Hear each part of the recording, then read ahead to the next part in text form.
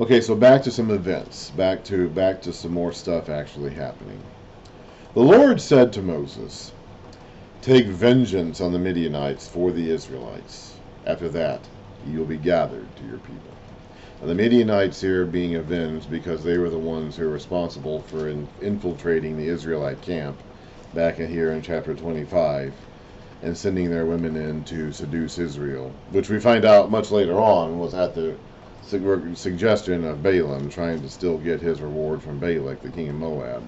And the Moabites and Midianites were aligned with each other in some way here. They were, at this point in time, the Midianites and Moabites were allied or mixed somehow. So Moses said to the people, "Arm some of your men to go to war against the Midianites and to carry out the Lord's vengeance on them. Send into battle 1,000 men from each of the tribes of Israel."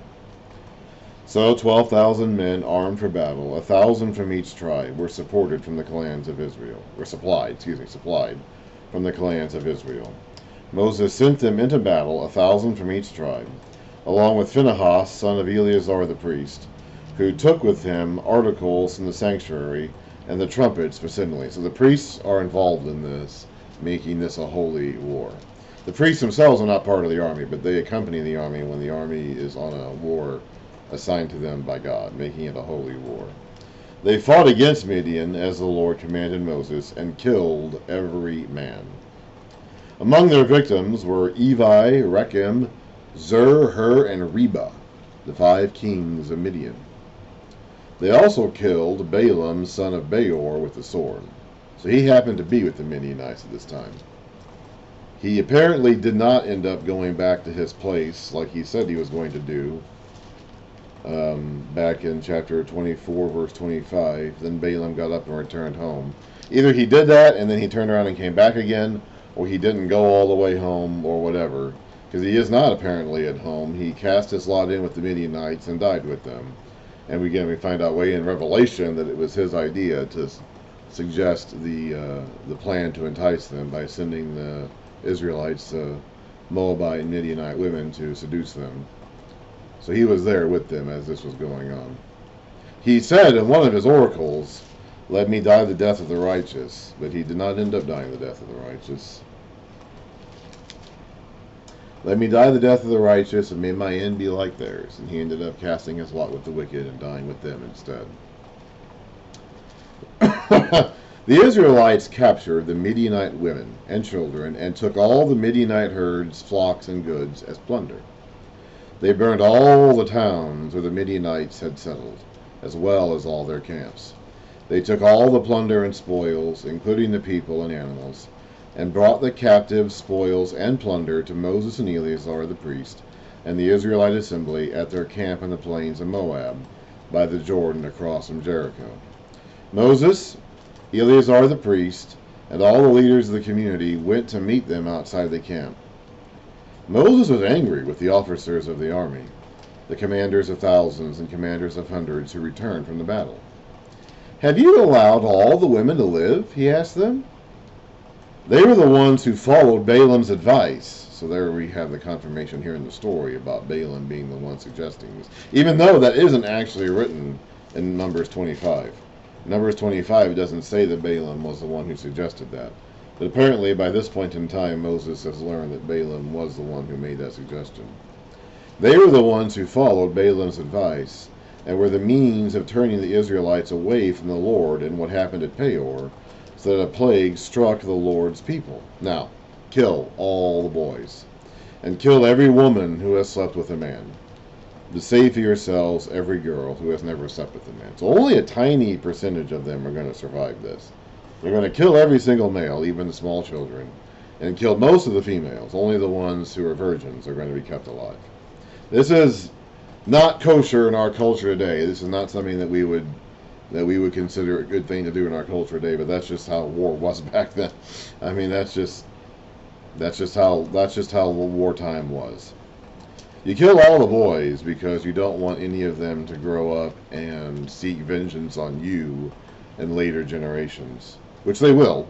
I mean, these people have long memories. They remembered grievances and injustices done to them for centuries afterwards. So if you leave any of the boys to survive, he'll tell all of his descendants about what your people did to his people, and then 200 years later, they're going to seek revenge on you for what you did to them here. So you have to just kill them all. That's just how it was back then. All of you who have killed anyone or touched anyone who was killed must stay outside the camp 7 days. So they've touched dead bodies. They are ceremonially unclean. On the 3rd and 7th days, you must purify yourselves and your captives. We read about that back in the instructions about the red cow sacrifice, which produces the ashes that get mixed with the water to produce the water of cleansing, back in Numbers 19. That's how they cleanse themselves after coming into contact with the dead body. And of course, if you're a soldier and your job is to kill someone in battle, you're going to come into contact with the dead body. It's going to happen. So if you took a woman captive whose husband you killed or whose father you killed, I guess if there was a married woman, she probably had already had sex, you'd kill her too. So if you have like a 17-year-old girl or whatever whose father and mother you killed, she's been contaminated too, so you got to purify her too. Purify every garment as well as everything made of leather, goat hair, or wood. Then Eleazar the priest said to the soldiers who had gone to battle, "This is the requirement of the law the Lord gave Moses. Gold, silver, bronze, iron, tin, lead, and anything else that can withstand fire must be put through the fire, and then it will be clean. But it must also be purified with the water of cleansing," which we read about in Numbers 19, which we talked about, has the ashes of the red cow sprinkled in it. "And whatever cannot withstand fire must be put through that water." So purify with fire that which can survive fire, but purify everything with water, even that which can't be, whether or not it can survive fire, everything gets washed. "On the 7th day, wash your clothes, and you'll be clean. Then you may come into the camp." This is actually really interesting. This is kind of a hidden part of the scripture. We don't really concentrate on this very much. But there are 2 cleansing agents here described, fire and water. And the earth itself is going to be cleansed by these 2 agents at some point in time. The flood, of course, was already the cleansing by water. And someday it's going to be cleansed by fire. So here we have this idea already of the 2 cleansing agents of judgment, water and fire, both working together to purify and cleanse. And we're going to see that theme or that motif kind of play out. We've already seen it already. The earth itself was judged and cleansed by water back in Genesis 6 and 7. The Sodom and Gomorrah were judged by fire. Here we're getting instructions to cleanse by fire anything that can withstand the fire, and then wash it afterwards, and anything that can't withstand the fire, it gets washed by the water of cleansing. So there is this constant idea of 2 kinds of cleansing, both by fire and by water. We read about that also in the New Testament, in the life of the believers. We go into the waters of baptism, and we are cleansed, and we are purified to the refiner's fire during our lives as Christians on earth. So both fire and water are used as agents of cleansing and as agents of judgment. And we're going to see that kind of played. We've already seen it. It's already been in there since the very beginning. And we're going to see that continue to be played out all the way to the very end. The Lord said to Moses, "You and Eleazar the priest and the family head to the community are to count all the people and animals that were captured." And that would be just women, because those are the only ones that they kept alive. "Divide the spoils between the soldiers who took part in the battle and the rest of the community," even those who didn't. From the soldiers who fought in the battle, set apart as a tribute for the Lord 1 out of every 500, whether persons, cattle, donkeys, sheep, or goats. Take this tribute from their half share and give it to Eleazar the priest as the Lord's part. From the Israelites' half, select 1 out of every 50, whether priests, persons, cattle, donkeys, sheep, goats, or other animals. Give them to the Levites who are responsible. Give them to the Levites, not the priests, the Levites. Hang on.